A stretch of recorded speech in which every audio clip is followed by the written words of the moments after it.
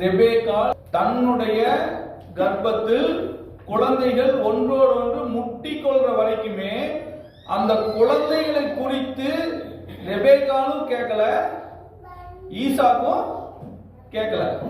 ஆனா ரெபேக்காலுக்கு ஒரு பிரச்சனைன்னு வந்தோடனே என்ன ஆகுமோ, ஏதாவது நமக்கு ஏதாவது ஆபத்து வந்துருமோ, நமக்கு ஏதாவது பிரச்சனை ஆகிருமோன்ட்டு ரெபேக்கால் அவங்க செஞ்சது ரொம்ப நல்லது.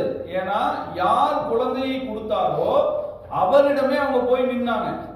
நின்று என்ன அதுக்கு கர்த்தர் என்ன பதில் சொன்னார்? மூத்தவன் இளையவனை சேவிப்பான்னு சொன்னாரா, இல்ல நான் மூத்தவனை வெறுப்பேன் இளையவனை நேசிப்பேன்னு சொன்னாரா?